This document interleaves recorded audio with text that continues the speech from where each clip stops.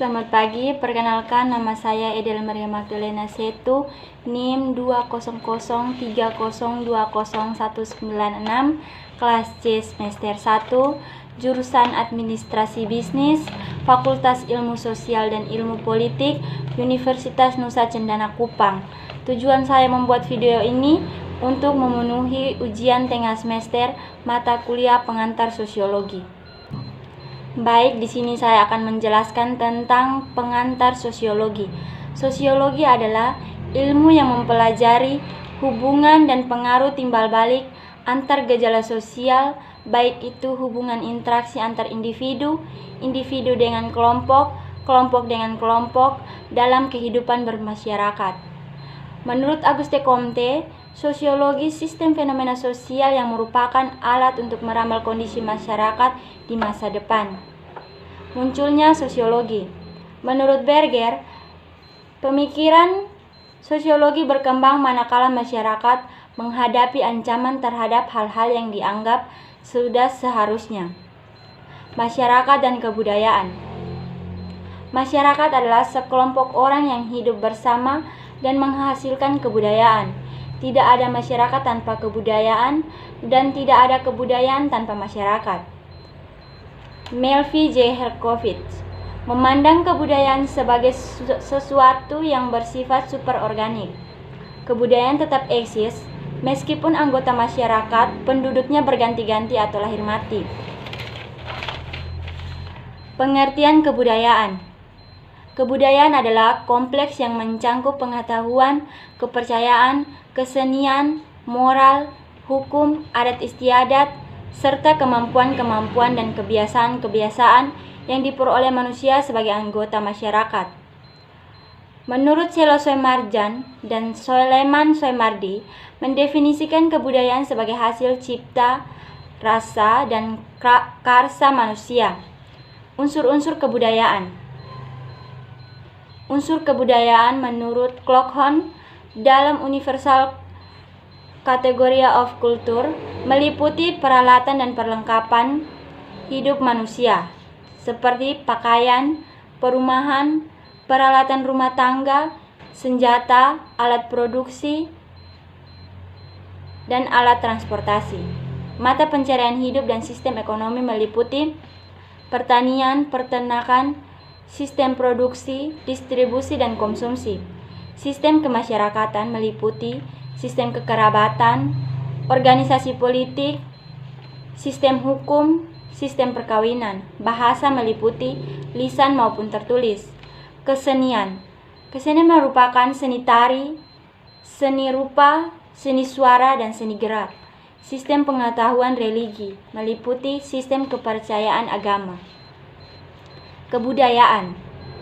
Terkait dengan hubungan antar manusia, kebudayaan merupakan design for living atau Lev Linton atau blueprint of behaving yang menetapkan aturan mengenai apa yang seharusnya selayaknya dilakukan atau tidak dilakukan. Unsur normatif. Unsur normatif kebudayaan. Unsur penilaian atau valuation elements, baik buruk, salah, benar salah, menyenangkan dan tidak menyenangkan.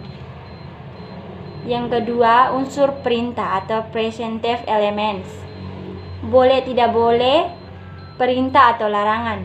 Yang ketiga adalah unsur kepercayaan atau cognitive elements, selamat, ucapan, ritual. Kebudayaan sebagai sistem. Menurut kebudayaan, menyangkut aturan yang harus diikuti bersifat normatif. Kebudayaan menentukan cara bertindak, cara berpikir, cara merasa yang dikenal dan diikuti secara umum oleh para anggota masyarakat. Klarifikasi norma masyarakat. Menurut William Graham Sumner dalam bukunya Fleckways mengklarifikasikan norma-norma masyarakat berdasarkan daya paksaan terhadap para anggota masyarakat sebagai berikut. Kebiasaan atau Folkways. Cara yang lazim dan wajar, serta dilakukan berulang-ulang dalam melakukan sesuatu oleh sekelompok orang, contohnya berjabat tangan, cara makan, tata kelakuan atau mores, gagasan yang kuat tentang salah dan benar, yang menuntut tindakan tertentu dan melarang yang lain, contoh tabu orang Banyumas tidak boleh berpergian pada hari Sabtu. Lembaga sosial atau social institution.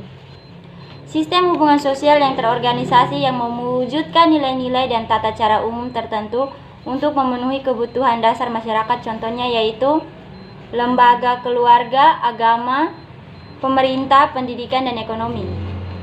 Hukum atau law. Tata kelakuan yang terkodifikasi, sanksinya jelas, contohnya yaitu Undang-Undang Kesehatan, Undang-Undang Perlindungan Anak. Nilai atau flow. Gagasan tentang apakah pengalaman berarti atau tidak berarti, contohnya nilai tentang virginitas perempuan atau ideal. Kebudayaan dan kepribadian. Setiap masyarakat memberikan pengalaman tertentu yang tidak diberikan masyarakat lain kepada para anggotanya. Timbul konfigurasi kepribadian yang khas dari para anggota masyarakat tersebut disebut modal personality atau Du Bois. Sebagian besar ciri kepribadian dimiliki oleh sebagian besar anggota masyarakat tersebut kebudayaan modal. Misalnya, orang Jawa halus dan tidak suka terus terang. Sementara orang Batak, kebudayaan modal hanya berlaku pada masyarakat sederhana dengan kebudayaan yang solid. Relatisme kebudayaan. Fungsi dan arti suatu unsur adalah hubungan dengan lingkungan atau keadaan kebudayaannya. Kita tidak bisa menganalisis kelompok kebudayaan lain dengan motif kebiasaan dan nilai-nilai kita. Relatisme kebudayaan, contoh, bagi masyarakat Indonesia, hamil sebelum nikah adalah buruk, sementara bagi masyarakat suku Botok di Filipina adalah baik sebagai bukti bahwa wanita tersebut subur bagi orang Madura. Melakukan pembunuhan dalam corak adalah mulia karena membela harga diri dan kehormatan, namun menurut Kuf adalah kriminal. Anak belajar dari kehidupannya. Jika anak dibesarkan dengan celaan, dia belajar memaki. Jika anak dibesarkan dengan permusuhan, dia belajar berkelahi. Jika anak dibesarkan dengan cemoohan, dia belajar rendah diri. Jika anak dibesarkan dengan penghinaan, dia belajar menyesali diri. Jika anak dibesarkan dengan toleransi, dia belajar menahan diri. Jika anak dibesarkan dengan dorongan, dia belajar percaya diri. Jika anak dibesarkan dengan pujian, dia belajar menghargai. Jika anak dibesarkan dengan sebaik-baik perlakuan, dia belajar keadilan. Jika anak dibesarkan dengan dukungan, belajar menyenangi diri. Jika anak dibesarkan dengan kasih sayang dan persahabatan, dia belajar menemukan cinta dalam kehidupan. Yang berikut adalah sosialisasi. Menurut Peter L. Berger, berbeda dengan makhluk lain yang seluruh perilakunya dikendalikan naluri atau institution. Manusia tidak dibekali naluri yang lengkap. Manusia mengembangkan kebudayaan untuk mengisi kekosongan yang tidak diisi naluri. Kebudayaan harus dipelajari oleh setiap anggota baru masyarakat melalui sosialisasi. Pengertian sosialisasi menurut Peter L. Berger yang dipelajari melalui sosialisasi adalah peranan-peranan atau roles. Peranan adalah perilaku yang diharapkan dari seseorang yang memiliki status tertentu.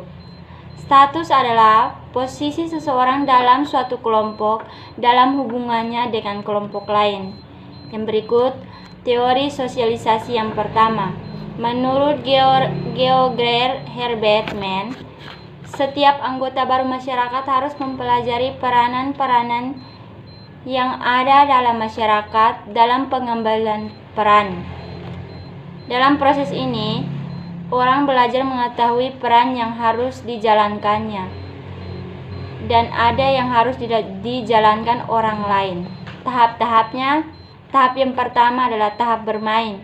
Pada tahap ini seorang anak meniru berbagai peran, yaitu ayah, ibu, guru, tanpa memahaminya. Tahap yang kedua adalah tahap permainan. Pada tahap ini anak sudah tahu peran yang harus dijalankannya dan peran orang lain. Tahap yang ketiga adalah tahap pengambilan peran. Pada tahap ini anak sudah mendapat mengambil peran orang lain. Dalam tahap awal sosialisasi ada orang-orang penting dalam proses sosialisasinya, misalnya ayah, ibu, guru, tokoh, dan idola. Teori sosialisasi yang kedua, menurut Charles Horton Cloy, konsep diri seseorang berkembang melalui interaksinya dengan orang lain. Diri seseorang memantulkan apa yang dirasakannya sebagai tanggapan masyarakat terhadapnya. Yang berikut adalah tahap-tahapnya. Persepsi kita tentang bagaimana kita dipandang orang lain, persepsi kita tentang penilaian mereka mengenai bagaimana kita dipandang orang lain, perasaan kita tentang penilaian-penilaian tersebut.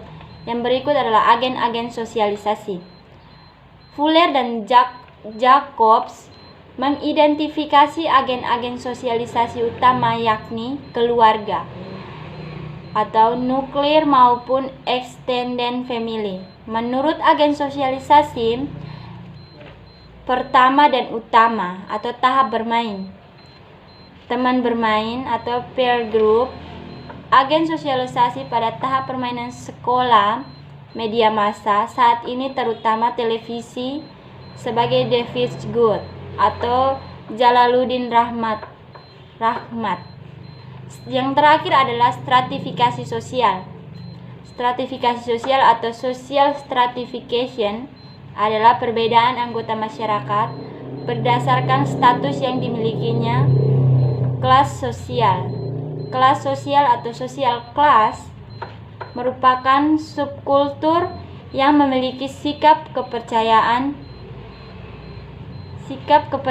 nilai dan norma perilaku yang berbeda dibanding kelas sosial lainnya. Ditentukan oleh kedudukan sosial ekonominya dalam masyarakat atau kekayaan penghasilan, pekerjaan, pendidikan, identifikasi diri, keturunan, partisipasi kelompok, dan pengakuan oleh orang lain. Sekian presentasi dari saya. Terima kasih.